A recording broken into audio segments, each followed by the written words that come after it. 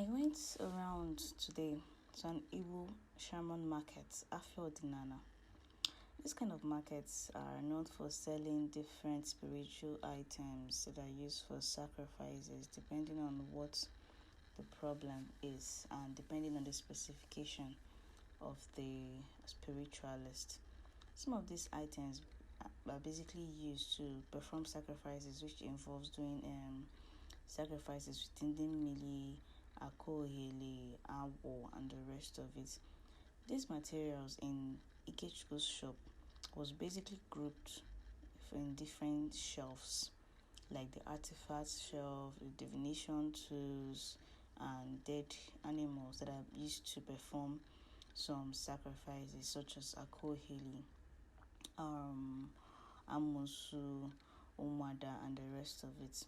So eventually I was able to stay and witness when a customer came in and put an order, and he was pleasant enough to show us the process and how he was able to pack each of the spiritual items that will be used for that specific program.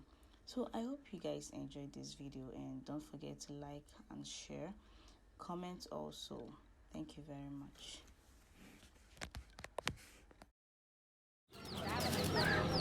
ụmụ Igbo, so ebe anyị nọ kịta bụ na Afia Odinaala, Afia ebe a na-ele ihe ọdịnala. You can call it a shaman's market. Fecha ebe a na-erecha ife niile eji arụ ọrụ, mmụọ. Ihe ọbụla maka ya niile na-ebe a chabe ihe anyị na-eji arụ ọrụ. So here now it is shaman market anyị nọ now. You can get each one's nke a bụ nzu nwoke. Nke a bụ for nzu nwoke. Then amachọrọ m ihe n'ebe a, so m ga-akpọtakwanụ onye nwe shop anyị nọ ya.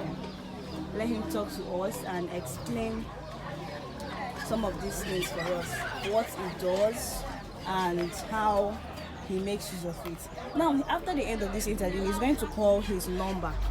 So if you want any of these things, any of these items for your work, you can reach out to him. And I see Igbo nwere fanya there. Well, let's check out these effigies here, these artifacts. Now these things here now, you see we have sculptures, like we have your Ikenga, your Chi, your Ndi Chi. But depending on what you want to manifest, depending on the manifestation that you want to, the physical manifestation of what you want to put in, with the specification of your spiritualist, you can come here and buy anything that you want to buy. See, how no kita bu na Afia oye. Now ko oye kita ka eba niile no. So we now talk to na ka fa Ikechukwu. Aya, mazi. Kene ndị be anyị. Ndị be anyị kene m. Ọ nwa Ikechukwu anya dị egwu na n'Imo. M na-azụ ahịa n'Imo ka m na-azụ. M na-ele ngwongwo, the spiritual items, na ibu mmiri ma ihe ndị mmiri. Ma ọ kpesị nwaanyị na-azụ ahịa, ma ọ kpesị nwaanyị bụ eke nne nwaanyị, ndị ichie na ndị mmiri ebe nne nwaanyị ndị mmiri na ya na-azụ nwa. Nke a isi atụ eji arụ ọrụ, isi atụ nke a bụ ogwumagana eji arụ ọrụ aka oriri. Nke a bụ agba anụ na ụtama eji arụ ọrụ. Ọ dị ka nke a na-SS? Mba, nke ahụ nke eji arụ ọrụ. Nke a bụ idiot eji arụ ọrụ aka oriri. Na agba nkịta eji arụ ọrụ aka oriri. Ya na akpị ihe mkpakasị eji arụ ọrụ aka oriri. Nke bụ ụsụ eji arụ ọrụ aka oriri. Nke bụ efulefu eji arụ ọrụ aka oriri. Na-eche mkpanịga. Ọkwa ife afa dị ya? Ihe afa dị nke a. Na omeniyi eji arụ ọrụ. Na nkakwụ. Na ya awụrụ agwọ na akabụ. Agwọ na akabụ. Ka eji nke a bụ? Eji arụ ọrụ aka oriri. na nke udene ihe ahụ ihe eji arụ ọrụ akụrụ nekwa ncha ma nnu ihe ahụ ncha awele n'ime ya ruo items ihe eji arụgasị ọrụ ma owu ma ncha boketi ahụ boketi ncha about love attraction love me and marry me the powder master key Ike anọsịkwa n'ebe a nkọ? Nke a moto eji arụ ọrụ mmiri nke sọfụ ndị na-achọ moto. Ndị na-achọ moto? Mgbọrọgwụ a gasị na-achọ ebe a. Ịgasị ya ọ na-arụ? Ya mgbọrọgwụ a na-eji arụrụ mmadụ ọrụ ma ndị mere siri ike ma ndị ahụ mgbu. Ihe ahụ this is part of the antibiotic. A na-enyeche ndị mmadụ. Nke a jiba? Aba na-eji arụ ọrụ. Nke ahụ anya m anya. Eji arụ ọrụ ike. Ihe akwa? Ihe ahụ okwute eji ekwochi ọkpa ejikwa arụ ọrụ.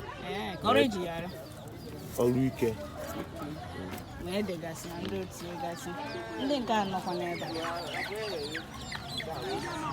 Osisi ọfọ dị ya. Ka m chọrọ ime ihe ọfọ kịta ọ dịrị osisi aka ha na-abụba. Ọfọ bụ nke n'ahịa nke ebe nkwa n'ụzọ nkwa n'ụzọ mee nju ọhịa bụ nke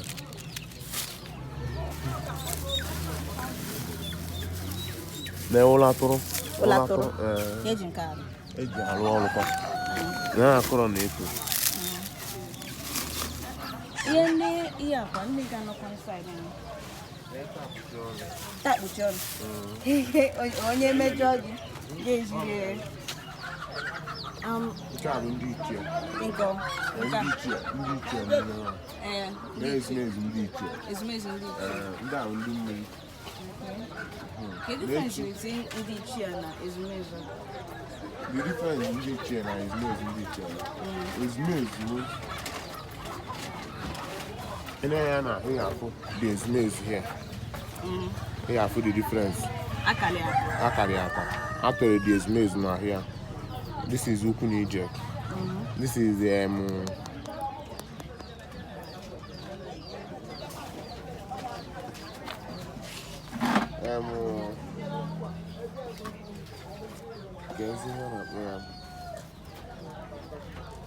azụ anya mmụọ. Ebe atọrọ ya na ahịa. Anya m oji ọbụla ezumezu. O zuru ezu.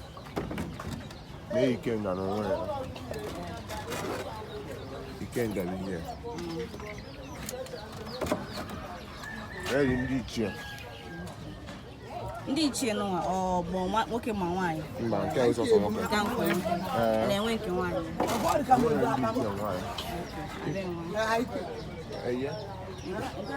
Mmadụ m n'oge bịa. Mba, ibi ọya. Nke ndị nke n'ebe a bụkwa ihe ahụ ikenga bụ ezumezu ndị ichie na-ahịa. Ọ bụ ezumezu ndị ichie.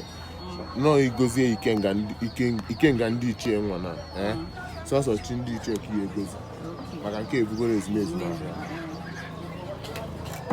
Nke bụ nke chi. Na-echi ebe a. Nke a bụ chi ndị ichie. Nke ịfụ na atụrụ ya ihe na-ahụ.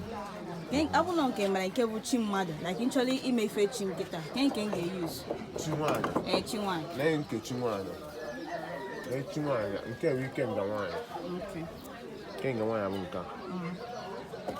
nke a bụ ezumezu ndị mmiri ezumezu ndị mmiri na-evu eke na eke ya ebe na-edi ezumezu ndị mmiri ka ọ dị n'ahịa atọrọ ya n'ahịa. Ndị a wụcha chi nwaanyị ndị obere ndị chi nwaanyị maka enwekwa chi nwaanyị a na-atụ ya atụ na-enwe ibu ọ na-ebu ibu ọ na-adị a na-atụ ya ka mmadụ but enwere m ya kịta nke wụchakwa ndị ichie gbagota ya na ndị nnukwu ndị ichie ndị gbagota ya ndị nnukwu nke enwe ezumezu agwụ maka agwụ. Eche m na agwụ bụ na okoko ka a na-ada etinyebe. Mba, nke a na-ezumezu ndị mmiri. The big one. Nke a na ezumezu ndị mmiri ndị obere ụka na nke nnukwu ya ebe a. So ị chọrọ ịkpọte ndị mmiri ekete, onye niile igote Onye ezumezu. niile igote yes. Onye niile igote ezumezu ndị mmiri.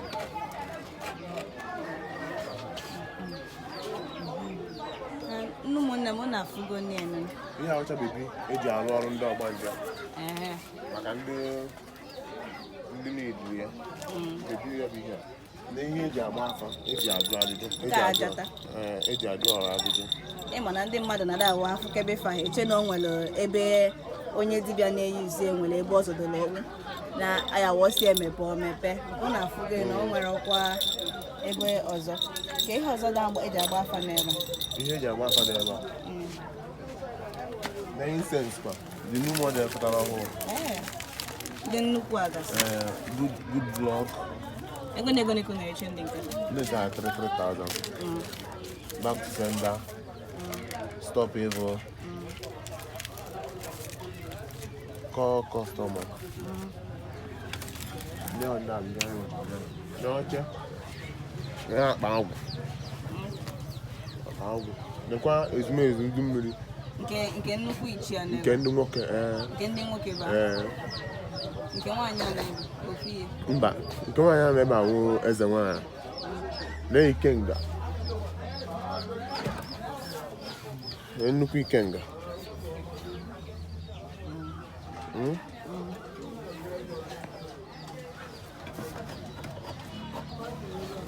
Nwere ihe eji agba afa ndị mmiri, onye na-agba afa mmiri na oche ndị ichie.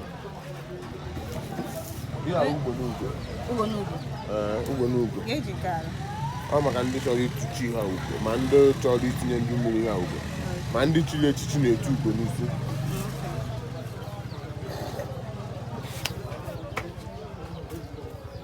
Nwere ife eji agba aja afa ndị mmiri.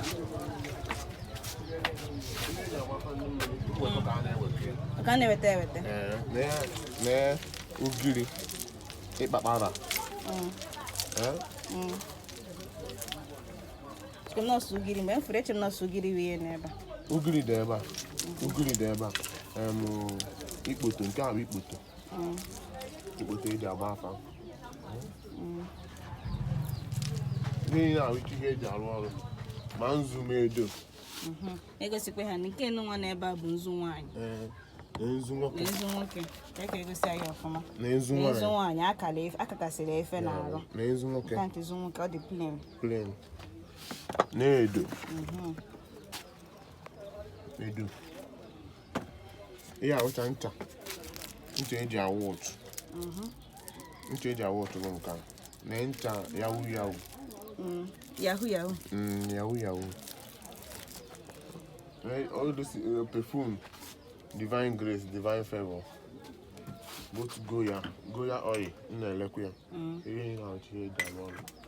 Ma perfume, incense. Perfume. Stop evil, back to sender.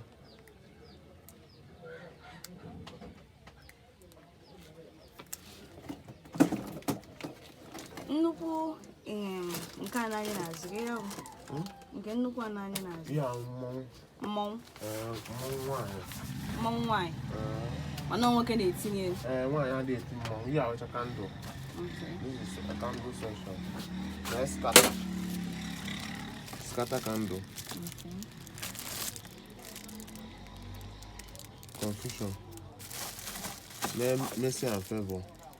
Mercy and favor candle. Yeah, our candle. Candle, love me and marry me. Candle. Love candle.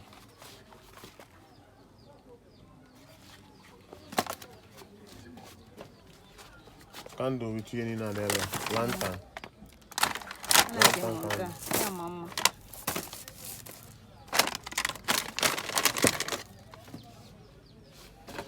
Powder. Binta powder. Yeah, it's a powder eji arụ ọrụ. Ihe ejigasị eme ihe dịka mmadụ chọrọ ebu lụọlụ mmiri. Yes. Ọrụ ndị ọgbanje. Candle. Red. yellow, and white. Okay, this red na yellow gas. Okay, yes, here gas. Okay, red. I can only red. Okay, how many? Only red. It depends though. They can the person. Some people now in this world, some people make like yellow color. Prefer yellow color. And I'm yellow. Some people prefer white. Some people prefer red. When they like red, when they like blue. But in essence of red, mean danger. In essence of black, being darkness. In essence of white, being bright future. Yellow na blue. Yellow is still bright future. Blue, it just be like blue is not mandatory for everything. Okay.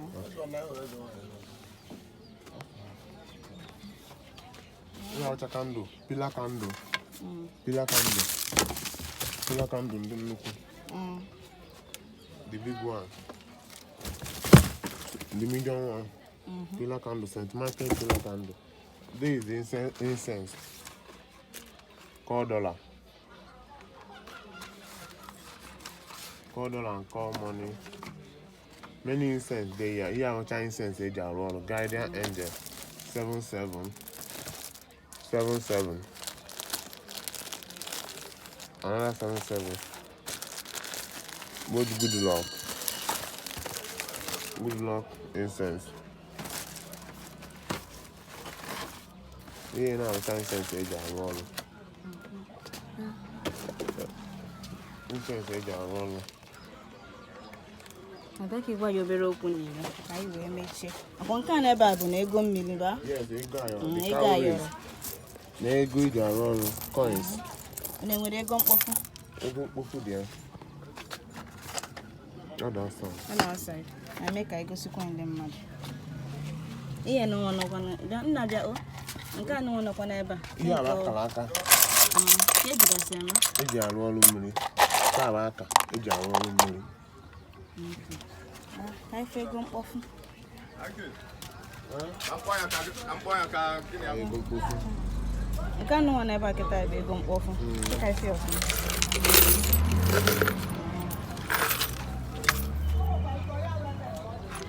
I go off. Now I can't wait it. Na for you. Yeah, they go off. Ndị mgbe ochie ha ndị nka ijele kwa ọrụ mmiri ka Ọ depende ihe onye chọrọ iji ọrụ. nke ahụ dị ka mkpi nke adapụ na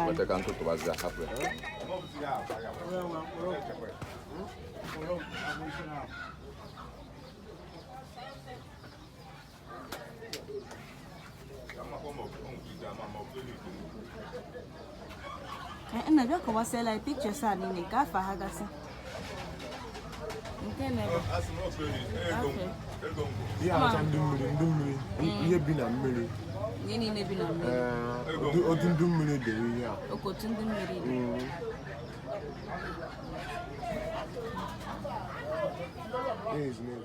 One part of this video, you're going to learn two things: the items that will be used for Ekwa, Ibu Miri, and Akohere.